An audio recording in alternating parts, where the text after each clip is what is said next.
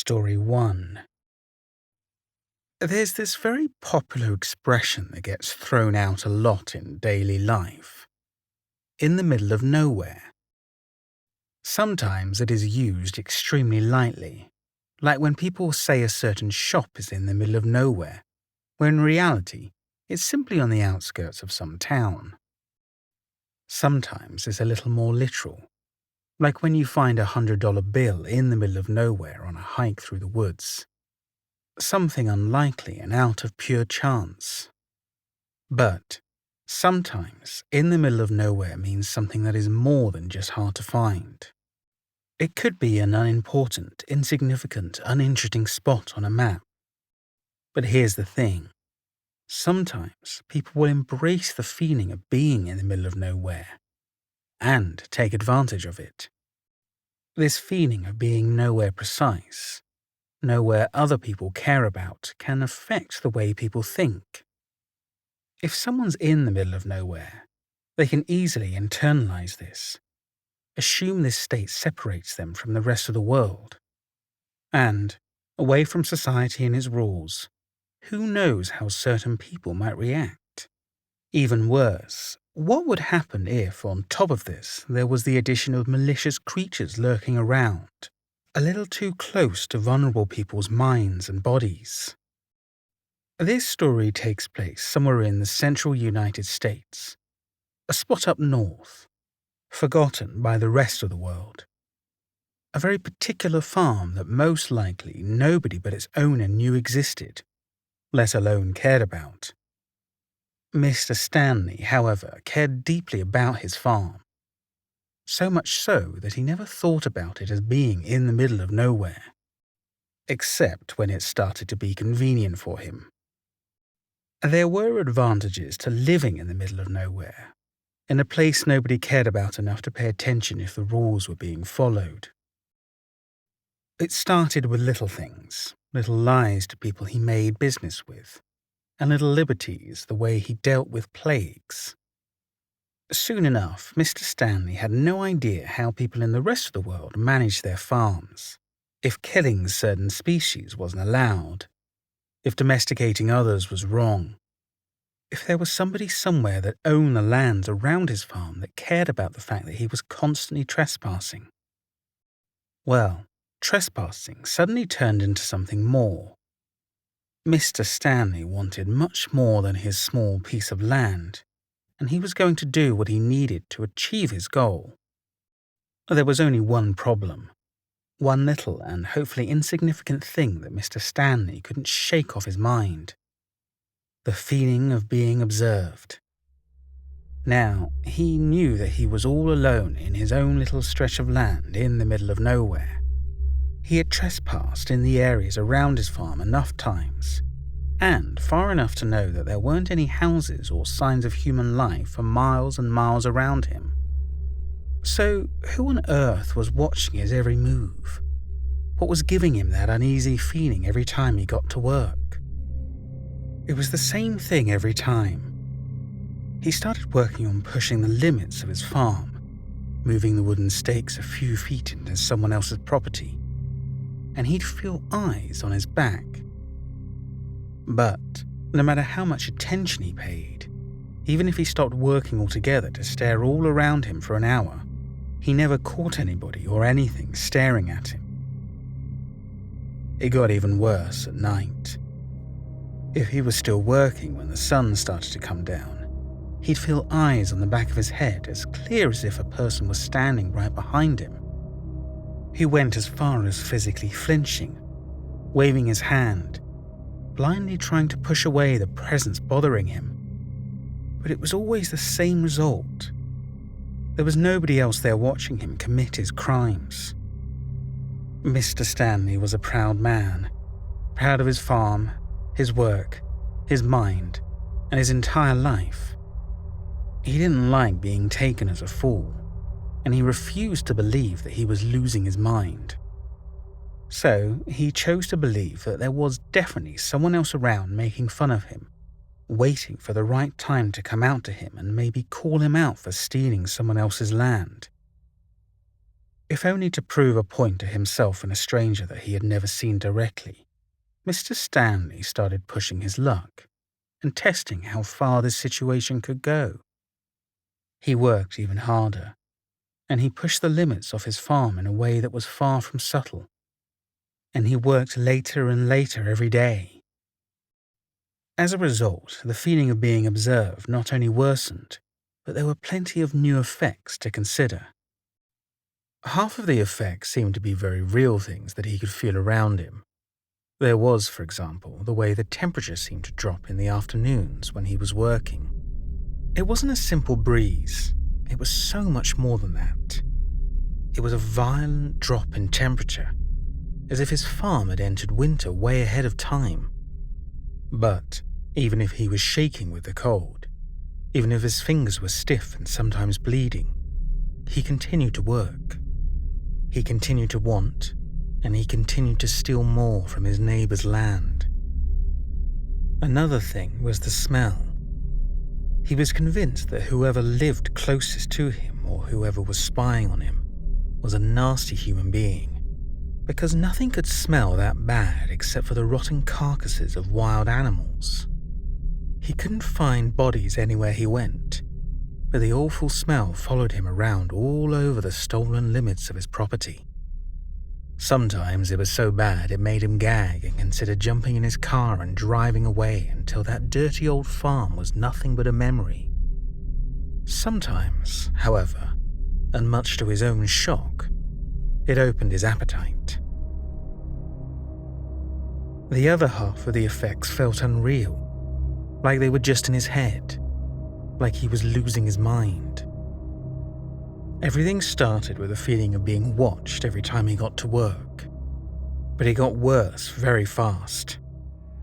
Some days he felt someone was breathing down his neck, someone unnaturally tall and cold. But every time he turned around, Mr. Stanley only saw himself lonelier than before. The problem was that at night he was starting to catch bright red eyes staring at him from the wilderness.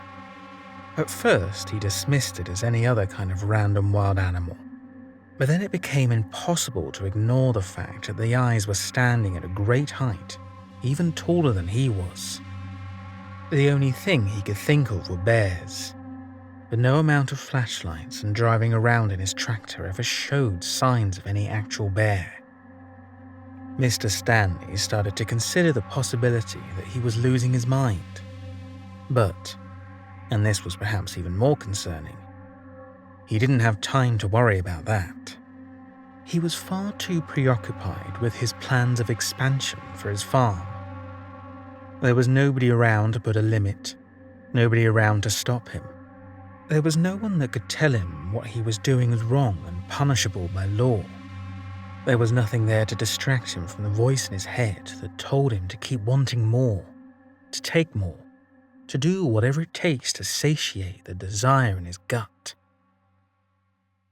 It was expected that at some point another person would find themselves stumbling into Mr. Stanley's very particular farm in the middle of nowhere. Nothing lasts forever. Not even that man's nightmare. The real problem here was that a whole new chapter, the ultimate climax of Mr. Stanley's nightmare, was about to begin. It shouldn't have come as a surprise that eventually a police officer would show up. As much as Mr. Stanley liked to think he lived in the middle of nowhere, the fact is that sooner or later, someone would stop by to check in on him, especially if somebody finally noticed he was expanding over other people's lands without permission. Really, the only surprise was Mr. Stanley's reaction when he finally noticed the man walking from his car all the way toward the fence that Mr. Stanley was working on. All at once, Mr. Stanley felt himself taken over by a hunger much more powerful than whatever was prompting him to greedily steal land from his neighbors. This stranger's presence irritated him beyond reason. He found himself gritting his teeth to try and repress that urge to fight, to attack, to take a bite of something forbidden. With a second of clarity, Mr. Stanley shook his head and felt a wave of nausea at his own unreasonable thought. Then he started running. He wasn't prepared for the instinct of wanting to hurt the first person that came on his path, and thought he could outrun this sick, intrusive thought.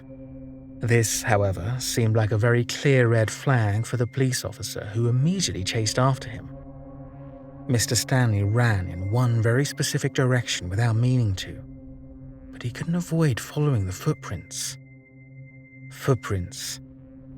He hadn't even seen them before until it was too late. Until the marks on the ground spaced themselves as if whatever made them was taking leaps and jumps instead of steps. Were they even human footprints? Mr. Stanley couldn't say for sure. In fact, he would never clarify much of what happened that night.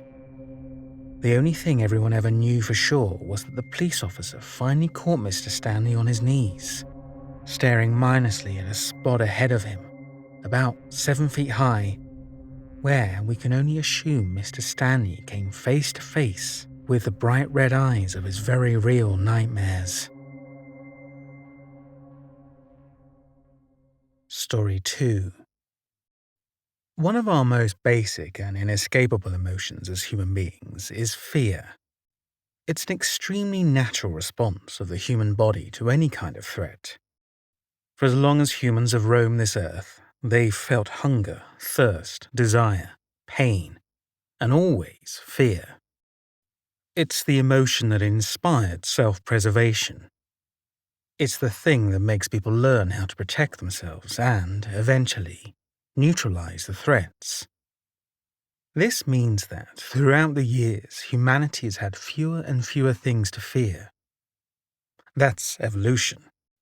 Nowadays, people shouldn't have to regularly fear predators or the most common changes in the weather. We have weapons, we have shelter, and we have a society that, although could create new and different threats, protects us from the things that used to terrorize our ancestors. However, there are things in this world that very simply will never leave us alone. There are things hiding in the shadows of our world that we should never stop fearing.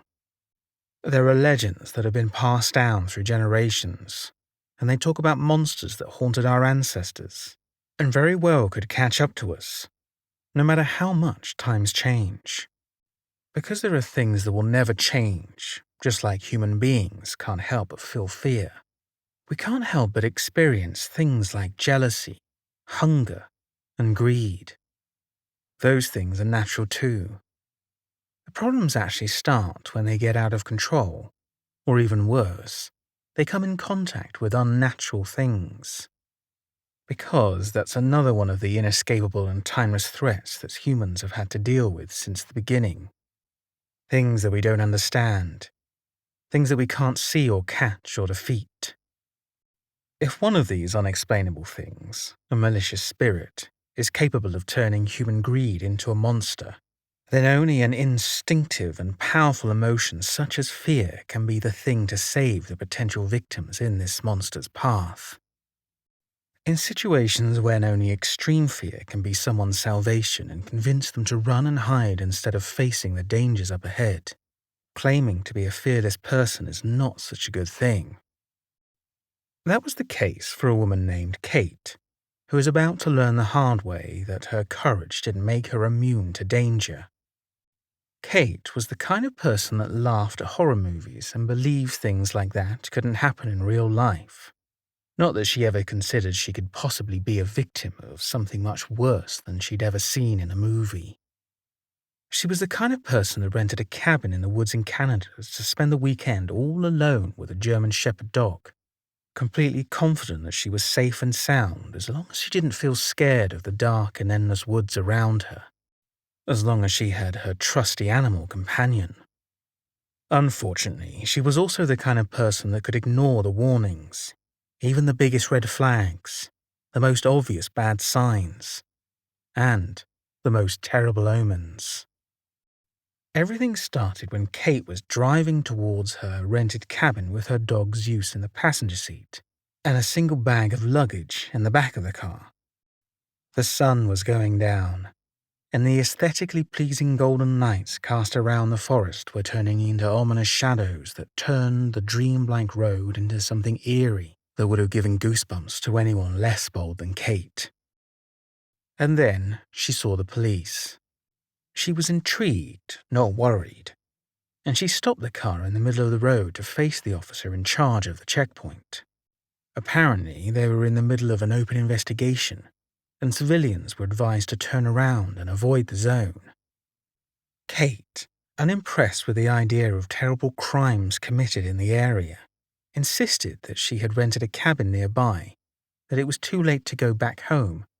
She couldn't lose her money, and she promised to stay in the cabin or explore in the opposite direction to the police investigation. Begrudgingly, the officer believed her and let her drive past. Kate was smart enough not to ask too many questions, but she did drive as slowly as possible, slow enough to try and catch something from the conversation between the other officers crowded around their cars and the ambulance. It wasn't much, and she couldn't hear over the sudden growls of her usually sweet and quiet dog, but a single sentence was enough to give her goosebumps for the first time in a long while. She heard a police officer say, in a shocked and utterly worried voice, "There are more bodies?" Kate arrived at the cabin late and exhausted from the long drive. That first night she didn't do much except unpack her things and make dinner for her and Zeus, the dog. She was too tired to think about the police investigation nearby and how that would or wouldn't affect her plans for the next day. Besides, she was already dealing with a lot.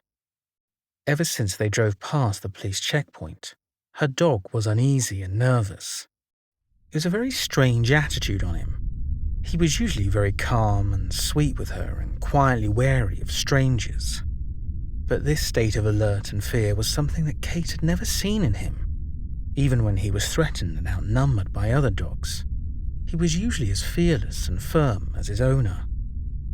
It was the first time that Kate saw him intimidated, shaking, barking at the corners of the cabin, and hiding under the table where the wind hit the windows.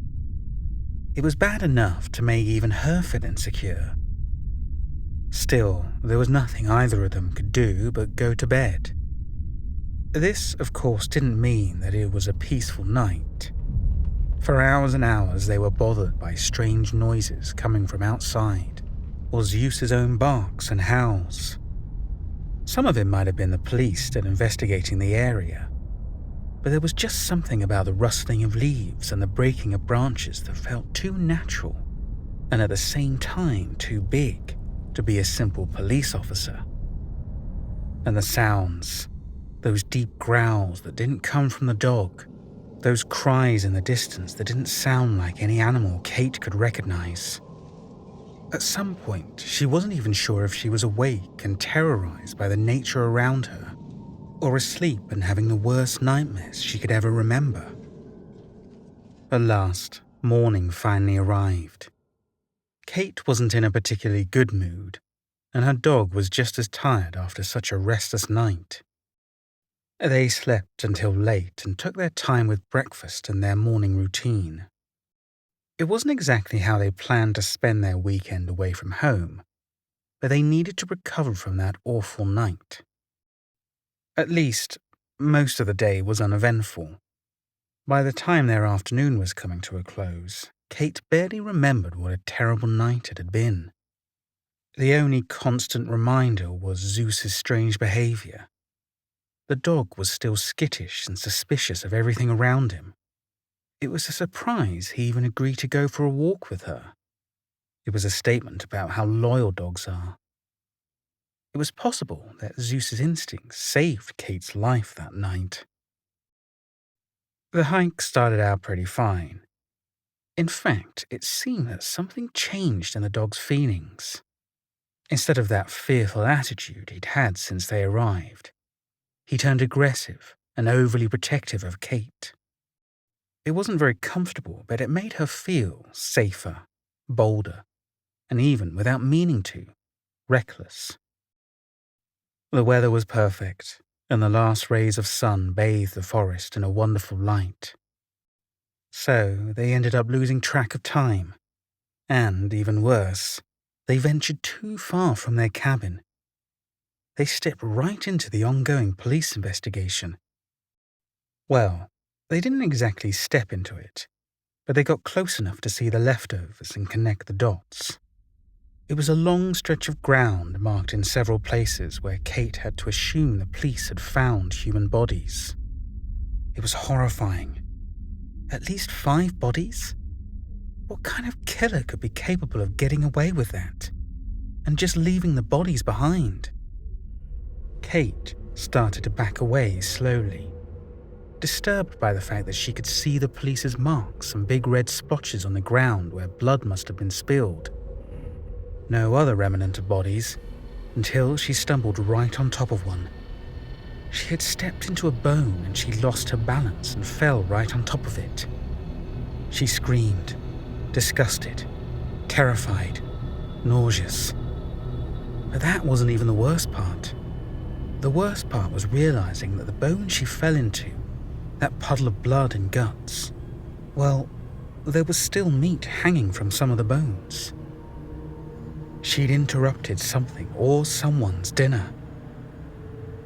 The dog started barking, and Kate stumbled to her feet. She wanted to throw up and cry because she was covered in blood and dirt.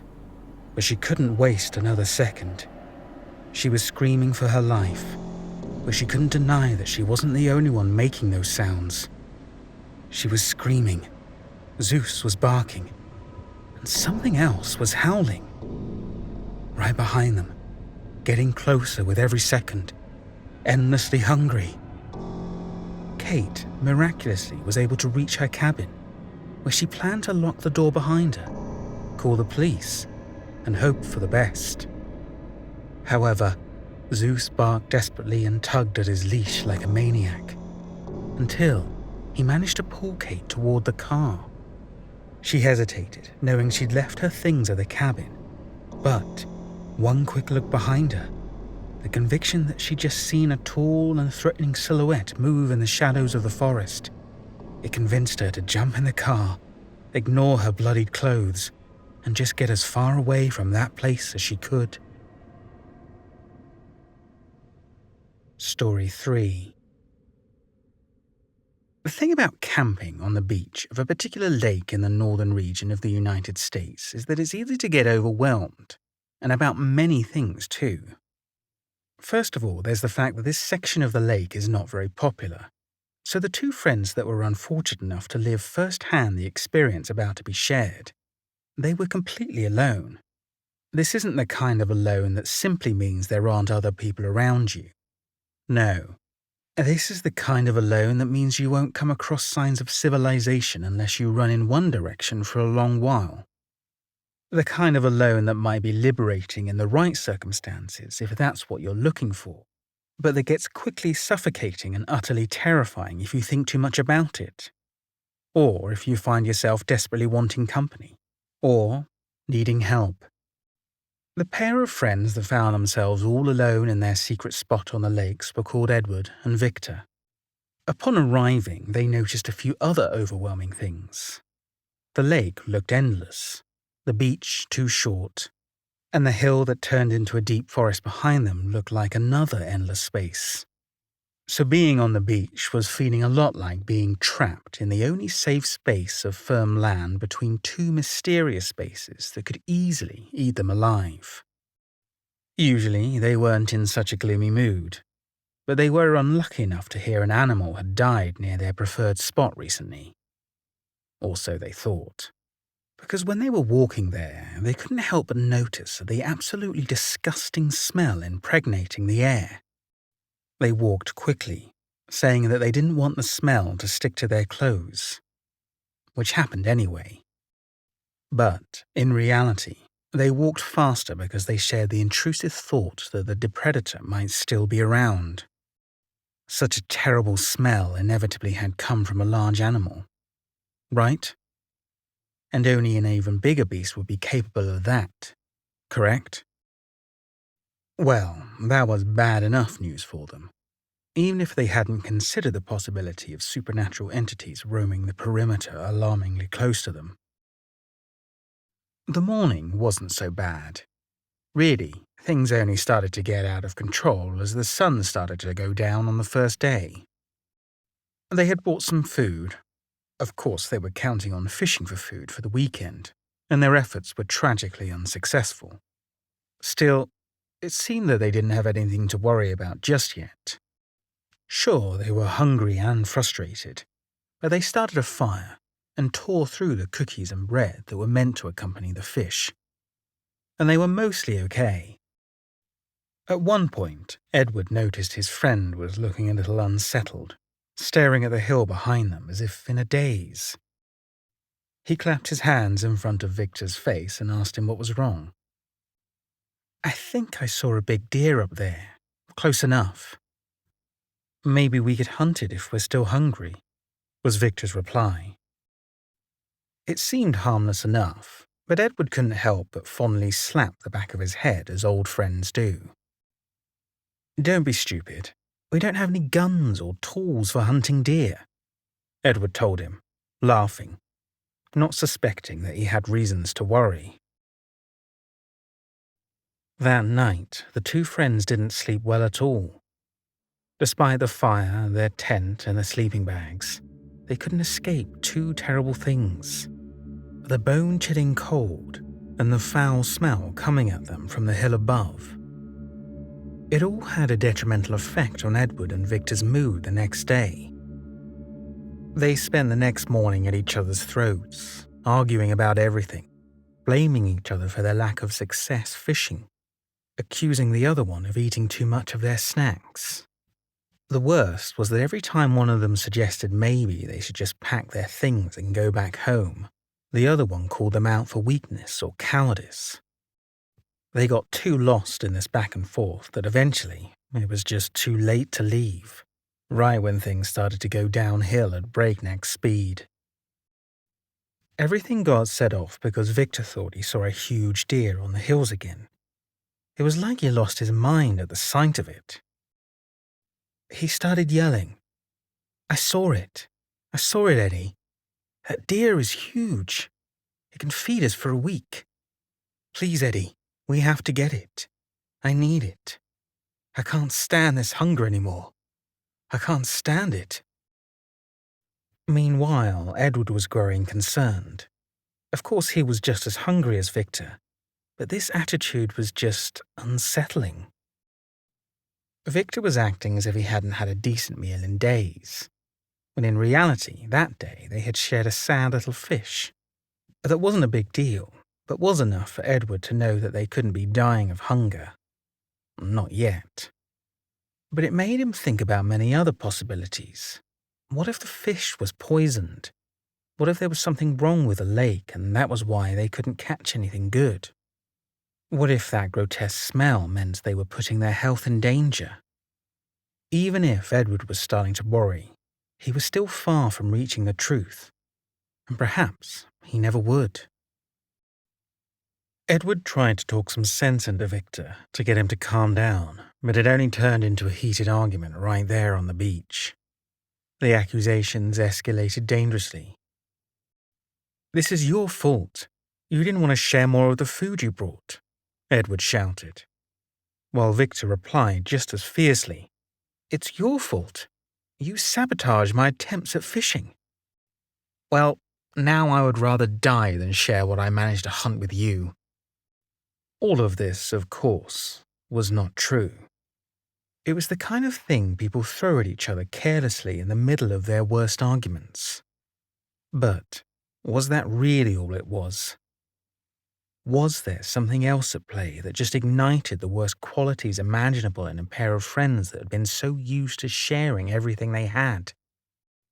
This wasn't normal for them at all, and it was far from the end.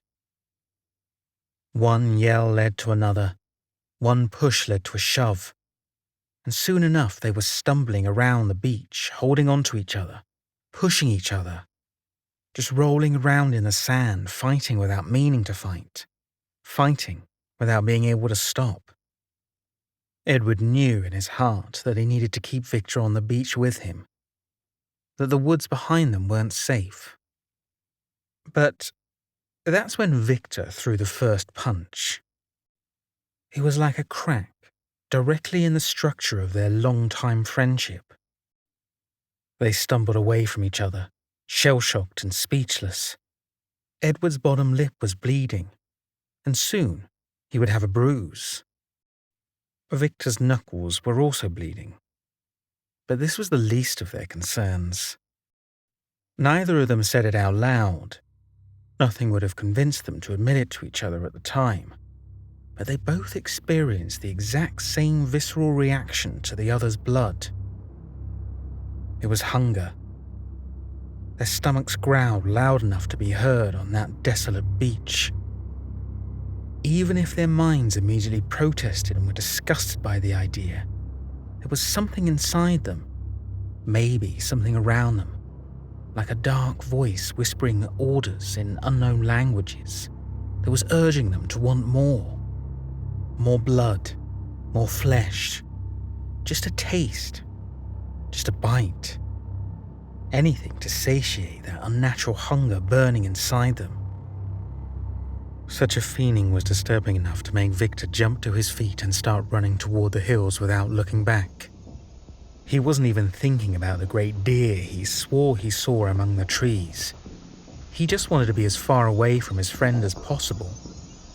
The last thing he wanted was to hurt Edward, but the quiet and the cold of the beach were making him act strange.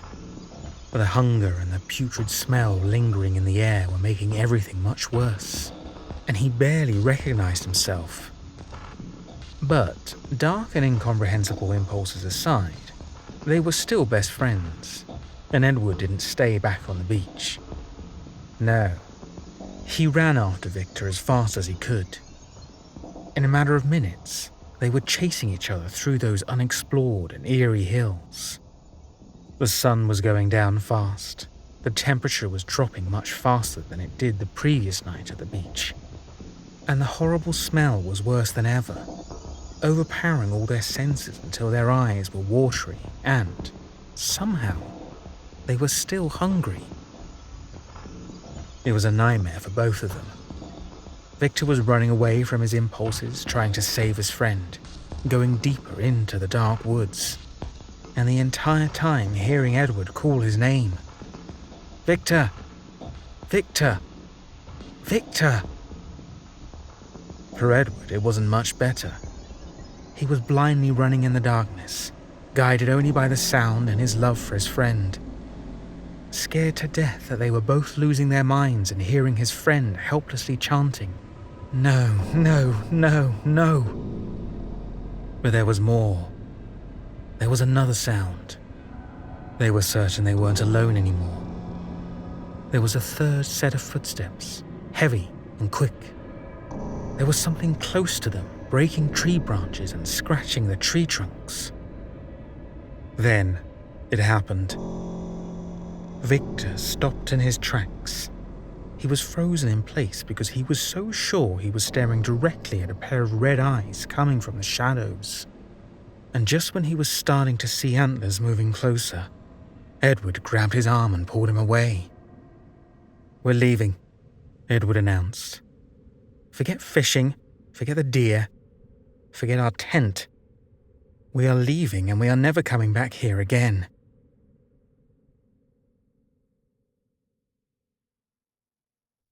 Thank you for taking the time to watch this video.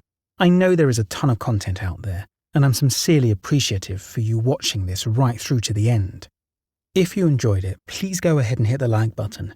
And if you don't already, go ahead and subscribe to my channel and select the notification bell so you don't miss out on any of my future uploads. Also, please leave a comment on this video, let me know what you thought of it. Comments really help with the YouTube algorithm and will really help my channel to grow.